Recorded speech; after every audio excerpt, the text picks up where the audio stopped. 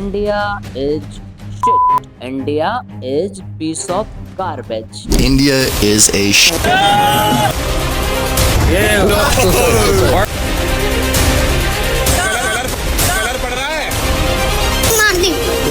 Take it. I'll show you. Ma'am, please, one photo, please. We are tired from this.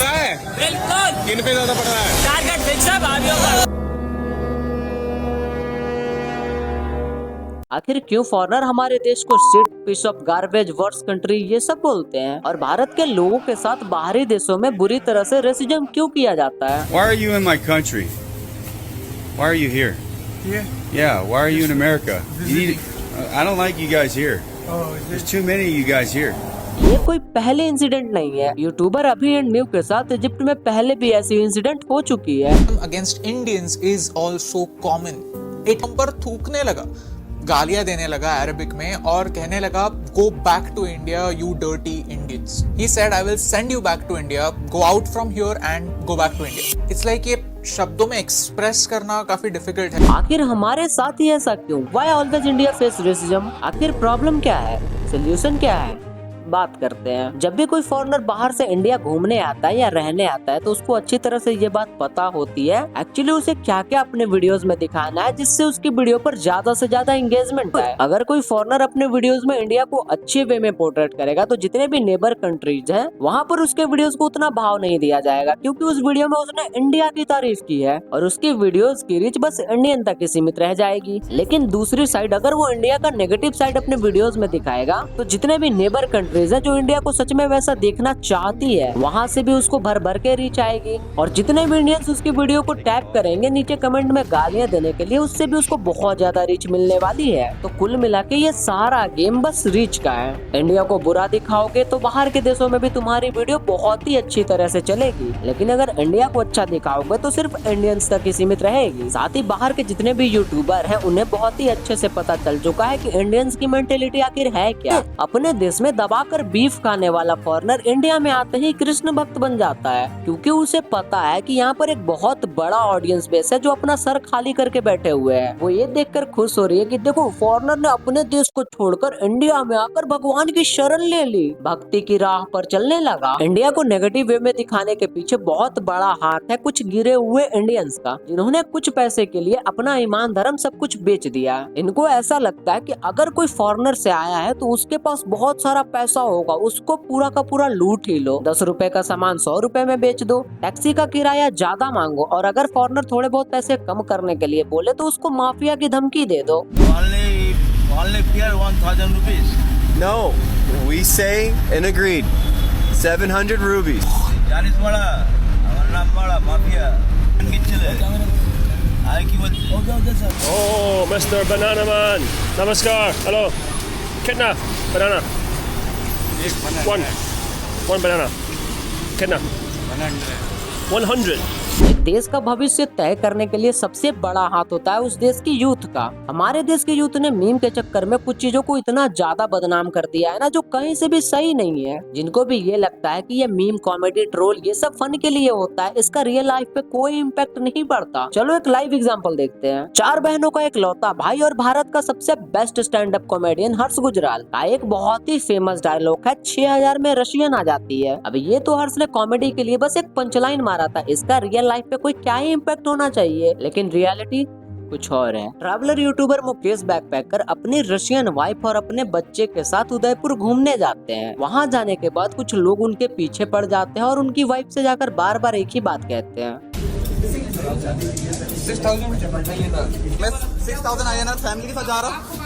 अभी मेरे family के साथ जा रहा हूँ। 6,000 INR। इंडियंस के ऊपर अच्छी चीजों का इम्पैक्ट हो या ना हो, लेकिन बुरी चीजों का इम्पैक्ट सबसे पहले हो जाता है। हमने अंग्रेजों के सामने अपना स्टैंडर्ड इतना ज्यादा गिरा लिया है जिसका कोई हद नहीं है, और खास करके वो लोग जो अंग्रेजों से पैसे मांगते हैं नशे करने के लिए। No, no, no, no, no, no. No, no, no, no. No, no, I don't have money. No, no, no, no. I don't. No, no, no. I don't. Yes, yes, yes. क्या I don't? Go away. I don't मतलब क्या है? Huh? I don't मतलब? Yes, go away. आप कहाँ से आए भैया? Yes. आप कहाँ से आया? No, no, no. आप कहाँ से आया? No, no, हाँ no. भैया No. 50 रुपया 50 Go away. No 50. In some parts of India, they have like huge narcotics problem. Big problems with synthetic drugs, methamphetamines. तुम ये सब करके खुद को नहीं पूरे देश की गरिमा पर दाग लगा रहे हो। फॉरनर इंडिया में आकर ये देखकर चौंक जाते हैं कि इंडिया जिन नदियों को अपनी माँ मानता है उसकी ऐसी हालत कर रखा है, जिसको नाले के साथ कंपेयर करना भी गलत होगा, क्योंकि नाला भी हमारे देश की नदियों से ज्यादा साफ सुथरी रहती है। Just look at this. Yes, Taj Mahal. We're going down to see the local swimming hole. Taking a dip in the most holy river. This is what it's like to take a bath in one of the most polluted. India is a shithole. It's a So fucking sad. Is this the India you want to live in?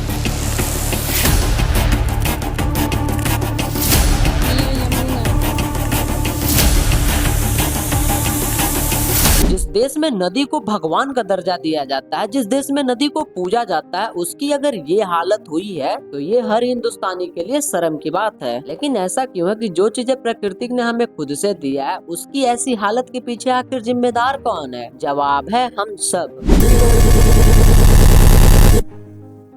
That right there is God. I'll show you the beautiful. Yes, Taj Mahal. लोग पहाड़ घूमने जाते हैं, mountain calling वाले status लगाते हैं, लेकिन पहाड़ों में जाकर ये पार्टियां करेंगे, दारू पिएंगे, अपना सारा कचरा वहीं पर छोड़कर घर आ जाएंगे और खुद को नेचर लवर कहेंगे। यहाँ तक कि गवर्नमेंट भी जब कचरे पर नियंत्रण ना कर सकी तो उन्होंने सारे कचरे को बड़े बड़े पहाड़ की घाटियों पर से फेंकना शुरू कर दिया।